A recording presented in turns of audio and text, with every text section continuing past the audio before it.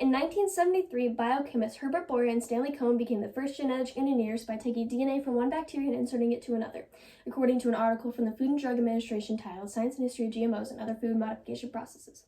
Genetically modified organisms are used throughout the world in the agriculture community as well as the ever-advancing medical field. Genetically modified organisms are being used more commonly throughout the world. It is essential to know what they are and why we use them to better understand them. I've always been interested in GMOs, especially how they relate to the agricultural community. Researching incredible websites and compiling my knowledge from agricultural classes, I've learned many things about GMOs.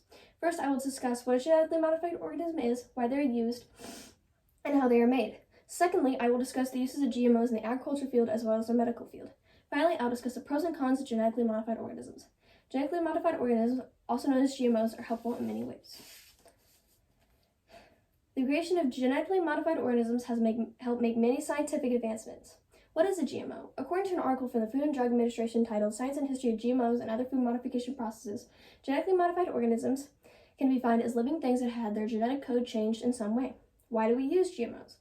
A video by Purdue University, the speaker of the video being Dr. Peter Goldsboro, professor of botany and plant pathology at Purdue University, titled Why Do We Use GMOs, states that most of the GM crops grown around the world today address problems caused by insects or weeds, although some GMOs are currently being tested for enhanced nutrition. GMOs are used for agriculture, but they can also be used in the medical field. A video by Purdue University, the speaker of the video being Dr. Peter Goldsboro, professor of botany and plant pathology at Purdue University, titled Why Do We Use GMOs, states that GMOs are also used to produce many medicines and vaccines that can help prevent or treat diseases. How are they made? According to an article from the Food and Drug Administration titled The Science and History of GMOs and Other Food Modification Processes, GMOs are created by identifying the genetic information, or gene, that gives the organism, plant, animal, or microorganism a desired trait, copying that information from the organism that has the trait, inserting the information into the DNA of the other organism, and then growing the new organism. Now that we have uncovered what GMOs are, why they are used, and how they are made, we will go more in depth about the use of GMOs in the medical and agricultural fields. Genetically modified organisms display many uses throughout the agricultural and medical fields.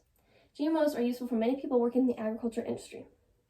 According to an article from the Food and Drug Administration, How GMO Crops Impact Our World, the three most common traits found in GMOs are resistance to insect damage, tolerance to herbicides, and resistance to plant viruses. Farmers prefer these traits in their crops to maintain a more suitable and substantial crop yield at the end of harvest.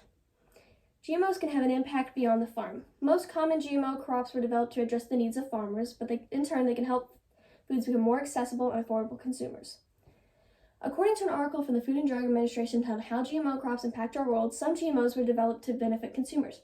A genetically modified soybean can create a healthier oil that is more widely sold and accessible. GMOs can also be beneficial to the medical field.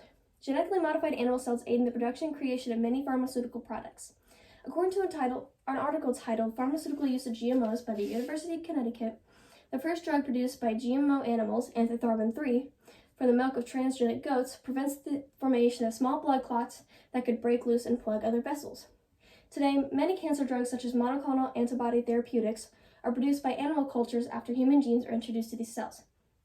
According to an article from the Pharmaceutical Use of GMOs by the University of Connecticut, now that we have discussed the many uses of genetically modified organisms in the agriculture and pharmaceutical industries, I deliberate the pros and cons of genetically modified organisms. As there are good and bad sides to everything, there are also pros and cons to genetically modified organisms. What are the pros of genetically modified organisms?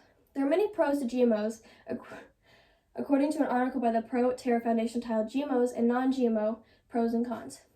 Most of the genetically modified plants present the following benefits: tolerance to atmospheric stress, such as extreme temperatures, salinity, droughts, and floods; resistance to viruses, fungi, bacteria, herbicide tolerance, and insect resistance. The genetically modified organism would increase crop yield.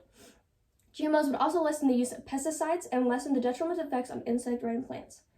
There are cons to genetically modified organisms as well. According to an article titled GMOs and Non-GMO Pros and Cons, also highlights the cons of genetically modified organisms. According to this article by the Pro Terra Foundation, on the other hand, the use of GMOs brings up risks such as harm to human or animal health, toxicological effects, allergenicity, changes in nutritional value, transfer of antibiotic resistance. Though many GMOs may increase crop yield, they would not solve ethical issues such as hunger and malnutrition. These would also require political and social strategies. According to an article by the Protein Foundation titled GMOs and Non-GMOs, Pros and Cons, there are also many unexplored consequences for the environment, animals, and people. All new genetically modified crops have to be checked for harmlessness to humans, animals, and the environment before they are approved. Many scientists describe the current regulations of risk assessment as insufficient. Today, I first discuss what genetically modified organism is, why they're used, and how they're made. Second, I discuss the uses of GMOs in the agriculture and medical fields. Finally, I discuss the pros and cons of genetically modified organisms.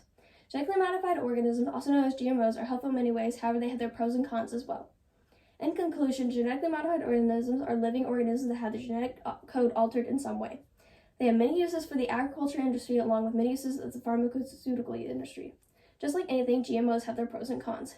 Future advancements in genetic engineering may be able to solve many agricultural problems as well as many medical advancements.